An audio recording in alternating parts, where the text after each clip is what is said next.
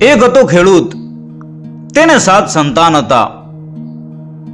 એમાં સૌથી મોટી છોકરી, એનું નામ હતું મણી. મણી એટલી બધી સમજદાર કે વાત ન પૂછો. બાપ આખો દિવસ ખેતરમાં મજૂરી કરે, મણી ઘરે છાણ વાહિંદુ કરે, તોય પેટ ભરીને ખાવાનું ના મળે એટલે એ થોડીક મજૂરી કરવા લાગી. કોઈનું દળવાનું દળે, કોઈનું ખાવાનું બનાવે, સીવવાનું તો એવું કરે કે દરજીને નવાઈ લાગે. તેના ટાંકા અને સિલાઈનો જોટો આખા ગામમાં ના જડે. તેની આંગળીઓ તો એવી ફરે કે જાણે સંચો ચાલ્યો હોય. પણ નાના ગામમાં એટલું સીવવાનું ક્યાંથી લાવે? એટલે મણી બાકીના સમયમાં છાણા થાપવાનું કામ કરતી. એક દિવસ મણી છાણ ભેગું કરતી હતી. ત્યાં વાડાની પાળ ઉપર એક વેલો જોયો. વેલા ઉપર સુંદર ફૂલો.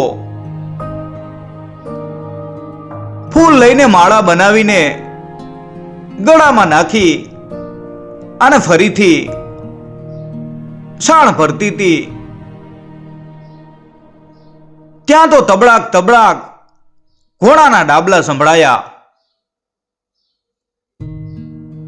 ટોપલી લઈને ખસી ન ખઈશી એટલામાં એક ઘોડો આવ્યો. તેના ઉપર એક રાજકુમારી બેઠી હતી. તેની નજર મણીની માળા ઉપર પડી. ઘોડાને ઊભો રાખી રાજકુમારી નીચે ઉતરી અને મણી પાસે આવીને બોલી, આ ફૂલ અહીં છે? મણી બોલી, હા આર્યા. રાજકુમારીએ કહ્યું,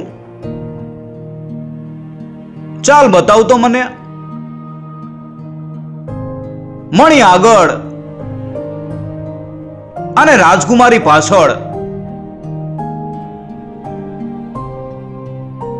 રાજકુમારી તો વાળા ઉપરના ફૂલ જોઈને ખુશ થઈ ગઈ. લાંબો હાથ કરીને તોડવા ગઈ. ત્યાં તો સાડી કાંટામાં ભરાઈ અને ચસ દઈને ફાટી ગઈ. એનું મોઢું ઉતરી ગયું.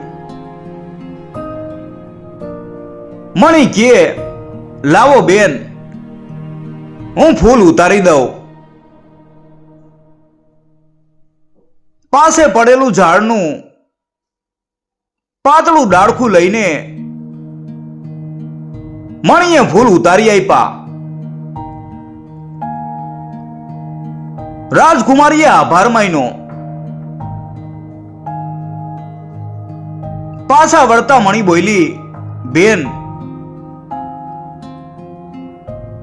આ તમારી સાડી ફાટી ગઈ લાગે છે. લાવો હું સીવી દઉં. એવી સીવી દઉં કે ખબર જ ના પડે. રાજકુમારી તરત બોલી, તું શું સીવીશ? આવી સુંદર સાડી બગડે તો? મણીએ કહ્યું, રાજકુમારી બા, જુઓ તો ખરા, મારા વખાણ મારા મોઢે છે ના? ભલે એમ કહીને રાજકુમારીએ સાડી આપી. મણીએ સાડી સાંધી. આડા દોરા નાખ્યા, ઊભા દોરા નાખ્યા અને જોત જોતામાં રફું કરી નાખ્યું. સેજ પણ કરતલી ના મળે અને ટાંકો તો દેખાય છે નો. મોટા મોટા હોશિયારો પણ છેતરાઈ જાય તો રાજકુમારીનું શું ગજું? રાજકુમારી તો રાજી થઈ ગઈ અને બોલી, શાબાશ, તારું નામ શું? લે આ રૂપિયો. મારું નામ મણી છે. રાજકુમારી ઘોડે ચડીને જવા લાગી. એટલે મણી બોલી, બેન, થોડીક વાર ઉભા રહ્યો. તમારા બીજા લુગડા પણ મારી પાસે સીવડાવો. મારા મા બાપ બહુ ગરીબ છે અને ભાઈ ભાંડુ બિચારા ભૂખે ટળવળે છે. કામ આપશો તો તમારું ભલું થશે. રાજકુમારી હસવા લાગી અને થોડીક દુખી પણ થઈ ગઈ. મણી બોલી, મને ગરીબને શું કામ હસો છો? રાજકુમારીએ કહ્યું, ઠીક છે, પણ તું જલ્દી સીવી શકીશ?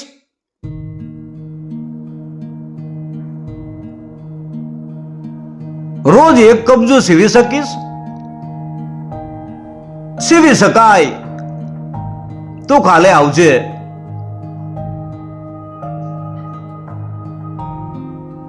રાજકુમારીએ ઘોડો દોડાવી મૂક્યો. મણી વિચારમાં પડી ગઈ. દિવસમાં એક કબજો? ના ના, એ તો ના થાય. મારે તો 2 દિવસમાં એક કબજો પૂરો થાય તોય સારું. ત્યાં તો કોઈ બોલ્યું, ના કેમ થાય? એમાં શું તીર મારવું છે? મણીએ પાછળ જોયું તો એક ખિસકોલી ઊભી છે. એની અડધી પૂંછડી કપાઈ ગઈ છે. અરે ખિસકોલી બાઈ, તમે અહીં ક્યાંથી? કેમ તને ભૂલી જવાય? તે દિવસે તે મને કૂતરા પાસેથી છોડાવી હતી ને? મણીએ તરત કહ્યું, પણ એ વાતને આજે શું લેવા દેવા છે? ખિસકોલી બોલી, હું તને રાજકુમારીના ઘરે મોકલવાની છું. લે આ નકલી તારી આંગળીએ પહેરીને સીવજે. મણી બોલી, પણ આ તો સૂકા ફૂલનું ઠીઠું છે.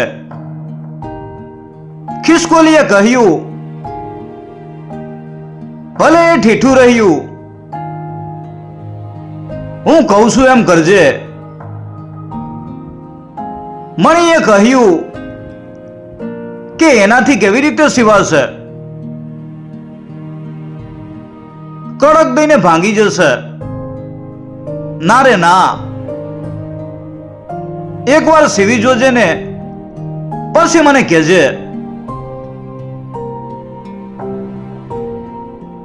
બીજે દિવસે મણી વેલી વેલી ઉઠી ગઈ. નાઈ ધોઈને તૈયાર થઈ. થોડોક નાસ્તો કરી લીધો. માને પગે લાગીને રાજાના મહેલ તરફ ચાલી. રાજમહેલ પહોંચતા પહોંચતા સાંજ પડી ગઈ. થાક લાગ્યો તો, પણ પેલું ઠીઠું જાણે તેને ઉત્સાહ આપતું હતું. તે દિવસે રાજકુમારીએ તેને કામ આપ્યું. એક કબજાનું કપડું કાપીને તૈયાર રાખ્યું હતું. લે આ કપડું, સાંજ પડે એટલે સિવાય જાય અને કપડું બગડે નહીં એ જોજે. ચોડાય કે ચૂંથાય નહીં એ પણ જોજે. બીજી છોકરીઓ બધી ખુશ ખુશ થવા લાગી. મણીને ખબર હતી કે આ બધા તેની મસ્કરી કરે છે, પણ જવાબ દેવાનો વખત નહોતો. એ તો પલાઠી વાળીને કામ કરવા બેઠી. આંગળીએ પેલું ફૂલનું ઠીઠું ચડાવ્યું અને સોયમાં દોરો પરોવ્યો. ફૂલ તરત જ નકલી થઈ ગયું. મણીનો હાથ ચાલવા માંડ્યો. પટ પટ પટ દોરો ઓછો થવા લાગ્યો. ટાંકા દેવાતા ગયા. તેને થયું, આ શું? કોઈ દિવસ નહીં અને આજે મારી આંગળીઓ ઝડપથી કેમ ચાલે છે? આ નકલીમાં જાદુ લાગે છે. ઝડપથી કામ થતું હતું. મણી કામ કરતી ગઈ અને ધીમે સુરે ગાતી ગઈ. હજુ તો સાંજ પડવાની કેટલી બધી વાર છે. ત્યાં કબજો આખો સિવાઈ ગયો અને પછી તો છાતી પરના ભાગ ઉપર બે હંસ, બે બાઈ ઉપર બે ફૂલ ભરી દીધા. હંસ જાણે મોતીનો ચારો ચરે છે. ફૂલ જાણે ઝાકળથી ભરેલા વિકસી રહ્યા છે. કામ પૂરું થયું. આસ કરીને આળસ ખાઈને મણી ઊભી થઈ. નકલી સાચવીને ખિસ્સામાં મૂકી. ત્યાં રાજકુમારીની દાસીઓ તેનું કામ જોવા આવ્યા. કબજો જોઈને બધા આશ્ચર્ય પામી ગયા. આમ ફેરવી જોયો, તેમ ફેરવી જોયો, ઊંધો જોયો, સવળો જોયો. જાણે વિશ્વાસ જ નહોતો આવતો. આવડી નાની છોકરી અને આવું નાજુક કામ. રાજકુમારીએ ખુશ થઈને મણીને 10 રૂપિયા આપ્યા. મણી રાજી થઈ ગઈ અને રાજકુમારીને પગે પડી. મણી તો આવતે સોમવારે આવજે.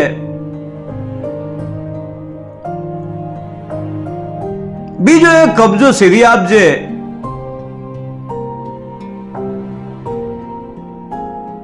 અને 10 રૂપિયા લઈ જજે.